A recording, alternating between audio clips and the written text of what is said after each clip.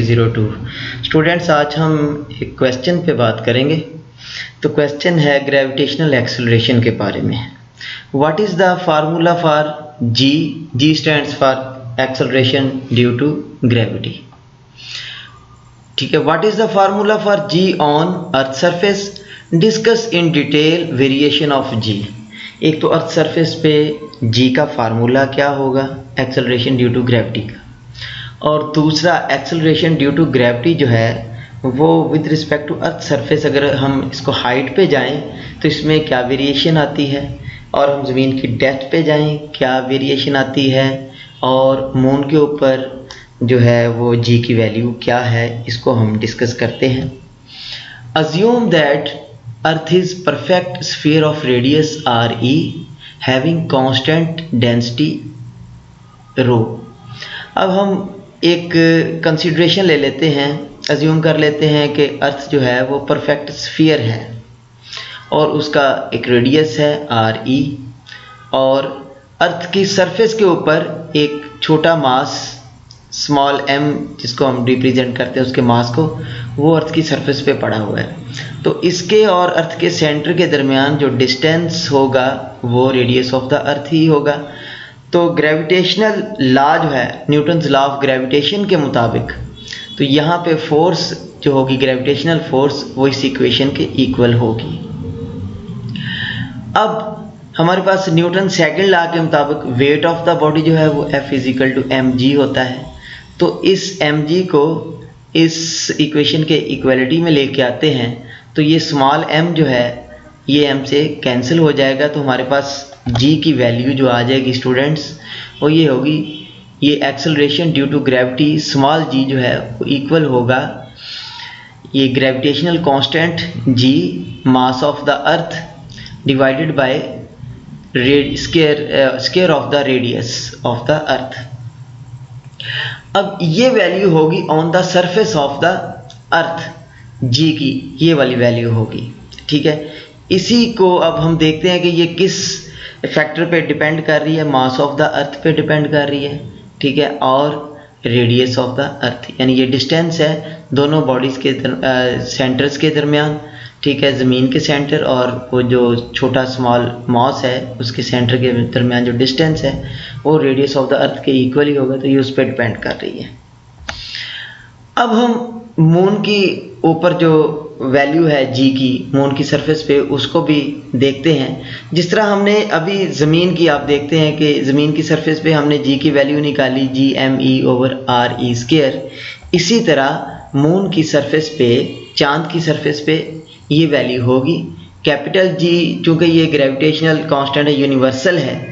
ठीक है, तो इसकी वैल्यू चेंज नहीं होगी। ये मास ऑफ द मून आ जाएगा यहाँ पे divided by radius of the moon, उसका स्क्वायर।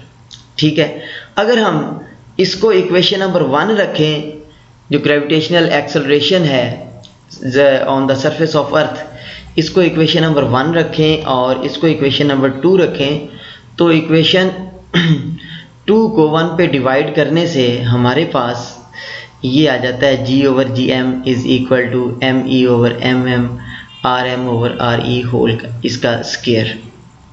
तो इसकी कैलकुलेशंस के बाद हमें जो हासिल होता है स्टूडेंट्स, हमने इस बात का पहले ही पता है कि जो मास ऑफ द अर्थ है वो 100 टाइम्स ग्रेटर है मास ऑफ द मून से, और इसी तरह जो रेडियस है वो 4 टाइम्स ग्रेटर है रेडियस ऑफ द मून से।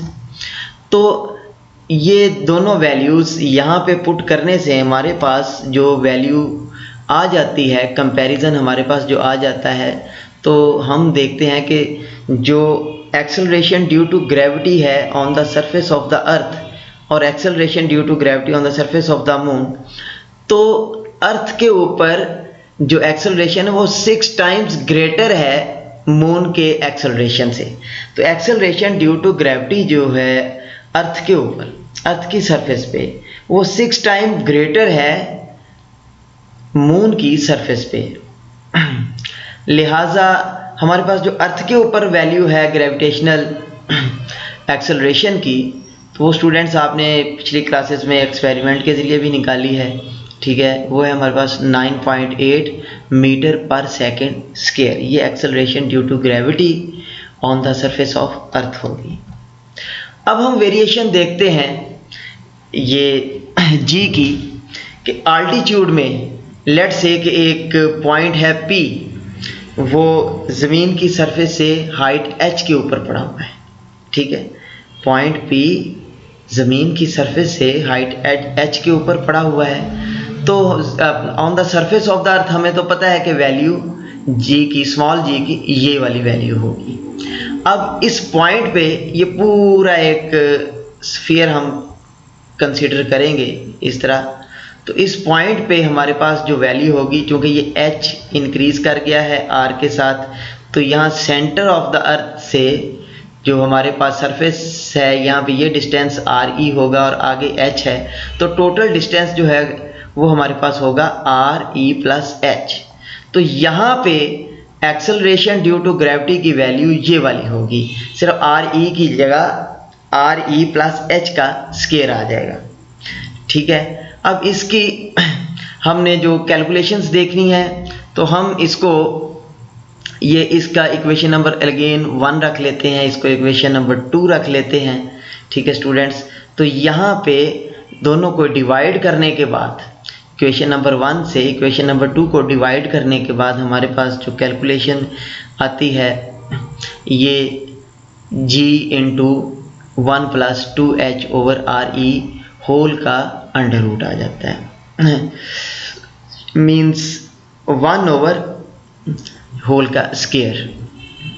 ठीक है, अब इसकी जो है ये एक्सपेंशन जो है इस इक्वेशन की, ये बाइनोमियल एक्सपेंशन के ज़रिए जब हम इसको सॉल्व करते हैं, ठीक है, बाइनोमियल थ्योरम के ज़रिए, तो हमारे पास जो वैल्यू आ जाती है स्टूडेंट्स, हाइट पे एक्सेलरेशन ड्यू टू ग्रेविटी की जो वैल्यू आ जाती है वो है equal G acceleration due to gravity on earth into 1 minus 2h over R E. इसका मतलब है कि ये हाइट जो है, अब ज़मीन की सरफेस से ज़मीन के रेडियस के हाफ जितना आप ऊपर जाएंगे तो वहाँ पे वेटलेस हो जाएंगे, क्योंकि ये इक्वल हो जाएंगी, 1 माइनस 1 कैंसिल हो जाएगा, 0 हो जाएगा और ये आंसर 0 आ जाएगा। This relation shows that acceleration due to gravity becomes 0 when value of h is half than radius of the earth। means h की वैल्यू r over 2 होगी तो 2 से कैंसिल हो जाएगा, r over r 1 आ जाएगा और ये 1 minus 1 0 हो जाएगा।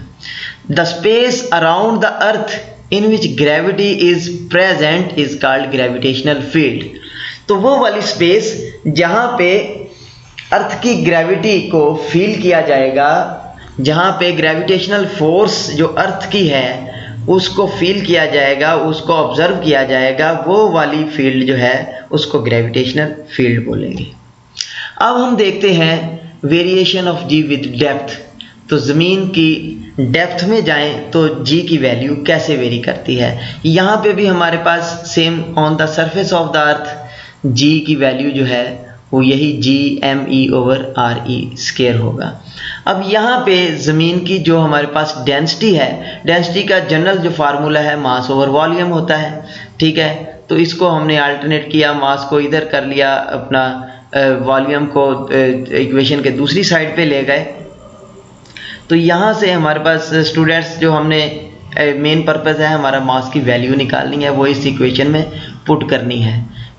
ठीक है, तो यहाँ जो वॉल्यूम ऑफ द अर्थ क्योंकि स्फीयर है तो ये 4/3 into pi into R cube होगा, क्योंकि अर्थ को हमने स्फीयर लिया हुआ है। अब ये वाली वैल्यू जो है मास की हमारे पास यहाँ पे आ गई है, rho into volume of the earth, हमने ये दोनों को मल्टीप्लाई वॉल्यूम की वैल्यू यहाँ पे पुट कर दी है। अब ये एम ई की वैल्यू जो है मास ऑफ द अर्थ की वैल्यू यहाँ इस बैक इक्वेशन नंबर 3 में पुट करेंगे, ये वाली इक्वेशन में, तो कैलकुलेशन के बाद हमारे पास जो आ जाएगी 4/3 कैपिटल जी रो पाई आर ई, ये वाला आंसर आ जाएगा हमारे पास। अब हम कंसीडर करते हैं एक पॉइंट, अर्थ की डेप्थ पे एक पॉइंट है। ठीक है, लेट से उसको पॉइंट पी का नाम दे देते हैं। ठीक है, वो अर्थ की डेप्थ पे पड़ा हुआ है, कौन से डिस्टेंस पे, डिस्टेंस x पे पड़ा हुआ है। ठीक है, यहाँ पे होगा इस पॉइंट P का जो अर्थ के सरफेस से जो डिस्टेंस होगा वो होगा x। तो इस पॉइंट से यहाँ तक का जो फासला होगा वो हो जाएगा RE माइनस x, ये वाला जो हमने रिप्रेजेंट किया हुआ है। ठीक है, देन यही चीज़ दोबारा यहाँ देखते हैं कि the distance of the point P from the centre of the earth is RE minus x। अब यहाँ पे RE माइनस x जो पॉइंट P है, यहाँ पे हमारा जो एक्सेलरेशन ड्यू टू ग्रेविटी होगा, हमने सरफेस पे जो निकाली थी वो RE अकेला था, यहाँ पे RE की जगह RE माइनस x आ जाएगा। ठीक है, फ़र्क इतना पड़ेगा। अब इस RE को कॉमन ले लेते हैं बाहर। ठीक है, तो यहाँ पे x ओवर RE आ जाएगा, यहाँ 1 आ जाएगा। ये वाली जो वैल्यू है स्टूडेंट्स, इसको गौर करें, ये सेम यही वाली वैल्यू होगी g की, ये वाली जो वैल्यू है। ठीक है, तो ये g के इक्वल आ जाएगी। ठीक है, तो हमारे पास gx की वैल्यू आ गई g into 1 minus x over RE। ठीक है स्टूडेंट्स, यहाँ से हम एक चीज़ को अखज़ करते हैं कि ये जो x है अगर ये RE के इक्वल हो जाए, मीन्स के डेप्थ जो है यहाँ तक हो जाए कि हम अर्थ के सेंटर पे पहुँच जाएं। ठीक है, तो जब RE की वैल्यू x के इक्वल हो जाएगी तो RE डिवाइड होके 1 आ जाएगा, तो 1 माइनस 1 0। तो इसका मतलब ये हुआ कि अर्थ के सेंटर पे भी कोई भी बॉडी जब पहुंचेगा तो वो वेटलेस हो जाएगा। ठीक है, this formula that of g, ये this formula the value of g decreases as we move towards the earth centre. तो ये पहले भी मैंने बताया कि जैसे जैसे हम अर्थ के सेंटर की तरफ मूव करते हैं तो acceleration due to gravity decrease करता जाता है और at the centre of the earth ये 0 हो जाता है, तो बॉडी वेटलेस हो जाता है। ठीक है, इसका मतलब है कि on the surface of the अर्थ जो g की वैल्यू होगी वो मैक्सिमम होगी। ठीक है स्टूडेंट्स, इसके बाद हम सिंपल सा एक छोटा सा फार्मूला डेंसिटी के लिए, कि डेंसिटी को देखते हैं ज़मीन की। We know that volume of the spherical earth is of radius RE 6400 kilometre. ठीक है, जो हमारे पास जो R की वैल्यू है, रेडियस ऑफ द अर्थ की वैल्यू है वो है 6400 किलोमीटर। ठीक है, अब हम यहाँ से वॉल्यूम निकालते हैं तो 4/3 पाई r क्यूब, तो r की वैल्यू यहाँ पे पुट कर देते हैं। ठीक है स्टूडेंट्स, तो यहाँ r की वैल्यू पुट करने से हमारे पास जो वैल्यू आ जाती है 1.09 इंटू 10⁻21 मीटर क्यूब, ये होगी ज़मीन के वॉल्यूम की वैल्यू। ठीक है, अब हमारे पास जो डेंसिटी है उसका सिंपल सा फार्मूला है मास ओवर वॉल्यूम। तो मास हमें मालूम है ज़मीन का 6 इंटू 10⁻24 किलोग्राम होता है।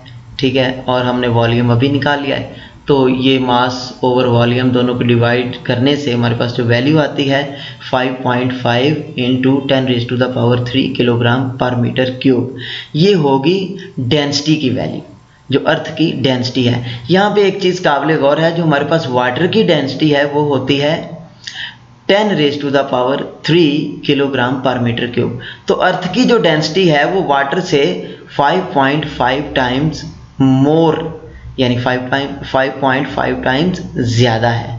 तो ये स्टूडेंट्स आज के सवाल का जो आंसर था, जो हमने डिस्कस किया है आज का क्वेश्चन, ये पिछले टॉपिक जो हमने न्यूटन्स लॉ ऑफ ग्रेविटेशन था उसके साथ ये रिलेट करता है। अब हमारा पूरा जो टॉपिक है न्यूटन्स लॉ ऑफ ग्रेविटेशन वो कंप्लीट हो चुका है। अपना ख्याल रखें, मास्क इस्तेमाल करें। अल्लाह ताला आपको अपने हिफ्ज़ व अमान में रखें।